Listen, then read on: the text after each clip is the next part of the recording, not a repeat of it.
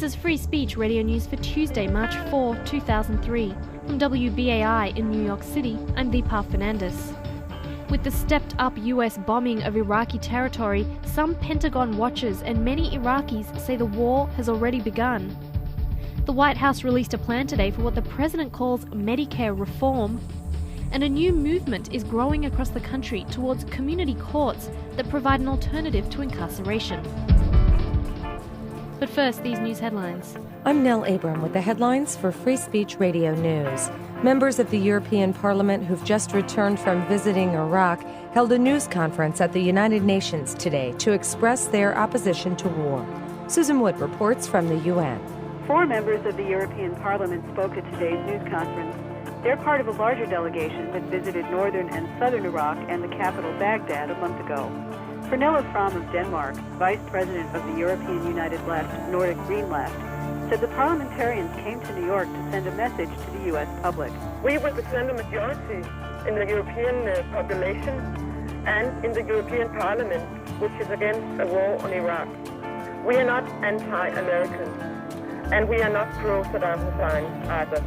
We are convinced that it is very important that the weapon inspection has the time necessary to disarm Iraq and to destroy its weapons of mass destruction if they exist and if they find them. Fram said the group was bringing with them an anti-war appeal signed by more than 360 parliamentarians from countries in Europe and elsewhere. The other speakers, one from Denmark and 2 from Ireland, said war would exacerbate the sufferings of the Iraqi people and increase the danger of terrorism. They're traveling on to Washington.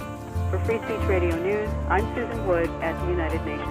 More lawmakers are taking a stand against a war with Iraq. In California, 50 lawmakers announced their opposition today. Chris Bruni has more from San Francisco. The lawmakers, all Democrats, have addressed and signed a letter to President Bush expressing their opposition to a war with Iraq.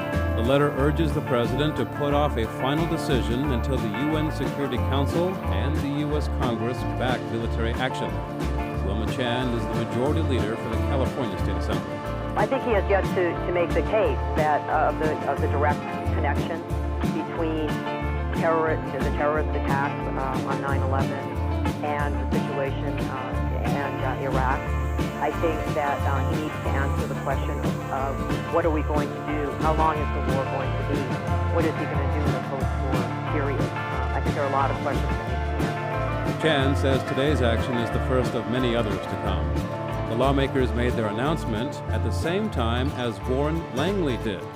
Langley is the former CEO of the Pacific Stock Exchange in San Francisco. He says he expects to take part in nonviolent protests in front of the exchange should war break out. For Free Speech Radio News, I'm Chris Bruni in San Francisco. The Turkish parliament met today for the first time since their historic vote against hosting U.S. forces for a possible war on Iraq. From Ankara, Aaron Glantz. It's budget time for the Turkish parliament. The body's refusal to allow 60,000 U.S. troops to attack Iraq from Turkey and the consequential denial of the Bush administration's multi-billion-dollar aid package means many farmers won't be paid this year. The country's health care and social security systems will be cut. Officials from the International Monetary Fund arrived in Ankara for negotiations with the Turkish government today, where they will insist on further privatization. To help lessen this blow, lawmakers unveiled what they call a peace tax, a new levy on homes and cars. In addition to a budget-fixing move, the peace tax is meant to show the United States the Parliament has no plans to revise its decision to deny U.S. military use of its soil. The Turkish Parliament can also expect to vote soon on a new Iraq resolution, this one on the Turkish army's plans to invade northern Iraq. 30,000 Turkish troops are already on the ground in northern Iraq. They could be joined by tens of thousands more with Parliament's approval. For Free Speech Radio News, I'm Aaron Glantz in the Turkish capital, Ankara. The South African government and an NGO, Lawyers for Human Rights, or LHR, are squaring off in the High Court over the rights and treatment of illegal immigrants. Naeem Jenna reports from Johannesburg. The Aliens Act, according to the LHR, is inconsistent with South Africa's constitution. It gives government absolute powers to detain illegal immigrants indefinitely. The Ministry of Home Affairs is defending the matter. The LHR's application was sparked by the detention of an American citizen and land rights activist, Anne Evelyn, last year. She was detained for a week because her documents were not in order. Her detention was later nullified by the Pretoria High Court. The human rights lawyers say foreign nationals are vulnerable to unfair legal procedures as they do not have a right of access to political power. They say the law is draconian.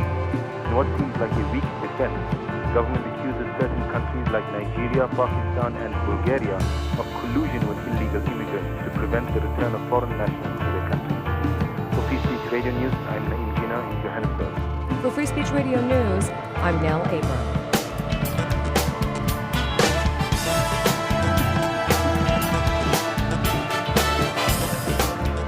The Bush administration is attempting to exempt the Pentagon's controversial National Missile Defense System from operational testing, which is legally required for every new weapons system in order to deploy it by 2004. This information was buried in the White House's proposed fiscal year 2004 budget.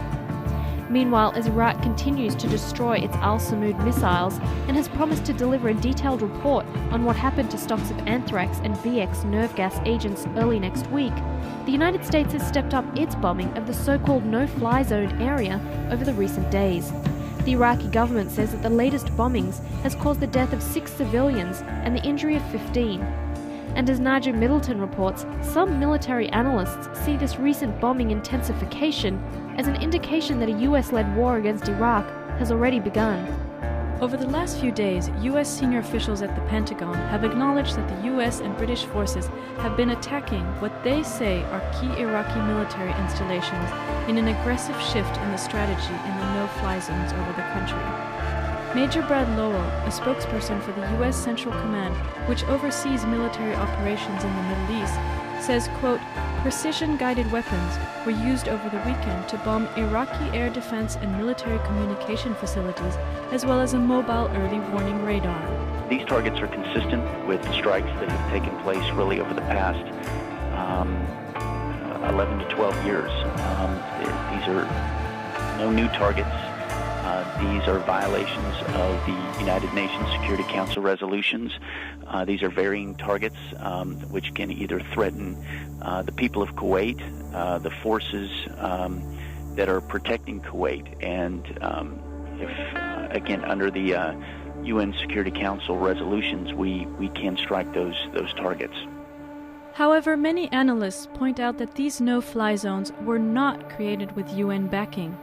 They were established in 1991 by the US, Britain, and France. France no longer participates in their enforcement. The US says that they were meant to defend the Shia and Kurdish populations from Saddam Hussein. Many observers, however, believe these bombings have caused the deaths of hundreds of Iraqi civilians, and while Major Lowell insists these strikes are purely defensive and reactive in nature, Free Speech Radio News' correspondent in Baghdad, Jeremy Scahill, says that in Iraq they are perceived as acts of aggression. Scahill cites figures for the civilian death toll from Sunday's Allied bombings. The United States has again bombed southern Iraq, the Iraqi government saying that 6 civilians were killed and that 15 others were wounded, and this is part of these raids that the United States has been carrying out, particularly in the south of Iraq, where they're systematically targeting not Iraqi radar facilities, but they're targeting command centers, and they're targeting weapons that Iraq is allowed to have under the relevant UN Security Council resolutions. John Negroponte, the U.S. ambassador to the UN, has asserted there is no need for further debate on the American and British proposed UN resolution that declares Iraq has missed, quote, the final opportunity to disarm peacefully. The U.S. is pushing for a vote early next week, and a senior British official has reportedly said that whether the resolution passes or not, the war could start soon after the Security Council vote. However, some military analysts believe the war is already underway. Chris Hellman of the Center for Defense Information says that recent bombing campaigns in Iraq mark the beginning of a U.S.-led war against Iraq.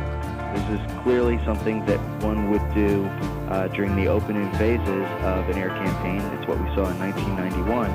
So one could easily construe this as really the opening round in any military operations against Iraq. Hellman says Turkey's refusal to host American troops is only a temporary setback, and the Pentagon is not abandoning its overall strategy for invasion of Iraq. The military has dubbed their proposed operations in Iraq as a campaign of strike and awe. The military has dubbed their proposed operations in Iraq as a campaign of strike and awe, which will be use of overwhelming air power, particularly during the early hours and days of the campaign, followed by ground assault against strategic targets. There are 220,000 Allied troops currently stationed in the Gulf. For Free Speech Radio News, I'm Naja Middleton. Meanwhile, Iraqi President Saddam Hussein has issued an order for Iraq's security forces to intensify their emergency preparedness training ahead of a likely all-out US war on the country. He's also ordered the governors of Iraq's 18 provinces to tell all Iraqi citizens to begin digging trenches. As the total number of US troops in the Gulf just passed the 200,000 mark, Iraq's forces at the border with neighboring Kuwait are facing some 90,000 US troops just a few miles from their positions. FSRN correspondent Jeremy Scahill filed this report from the Iraqi village of Safwan on the Kuwaiti border.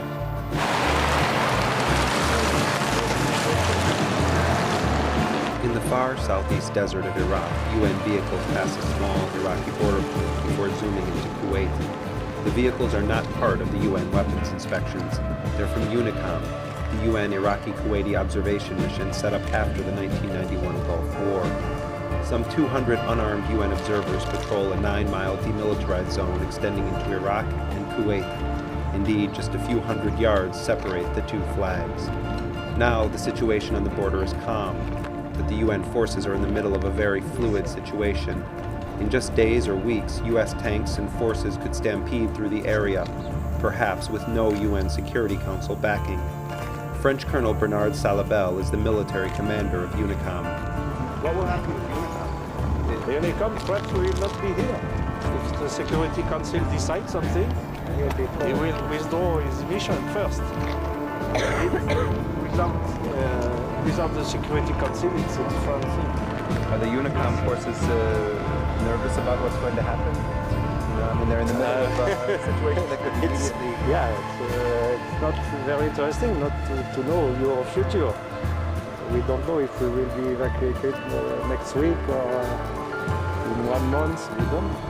We hope to stay here. We don't know in which kind of situation. For the Iraqis at Safwan, all of this is a sad sequel to the war of 12 years ago. The Iraqi forces near Safwan will likely be the first to face the invading American army. Colonel Sabri Gaib of the Iraqi Air Force is a commander of the Iraqi troops in the area. It's a clear thing that we expect an attack at any moment. We've been prepared for a long time. If it happens, we're ready for it at any minute. The Iraqis will fight, he says. Let me tell you, in 1921, the British Army had more manpower, technology, and equipment. We fought them with sticks, and we kicked them out. We're very confident we can do the same to the Americans. No more warfare, no more warfare, no more warfare over me. The songs of a small group of activists break the eerie silence of the Safwan desert. The Iraq peace team has set up a temporary encampment just outside the DMZ to protest the massive U.S. troop buildup on the other side of the UN forces. Just waiting for him to come. Among the group is a decorated veteran of the Vietnam War, Charlie Litke. He made news in the mid-1980s when he laid his Congressional Medal of Honor at the foot of the Vietnam War Memorial in Washington in protest of U.S. policies in Central America. As a U.S. Army chaplain, Litke was given the top honor of the military for saving the lives of other soldiers. So to the soldiers, I say, don't participate. If you do,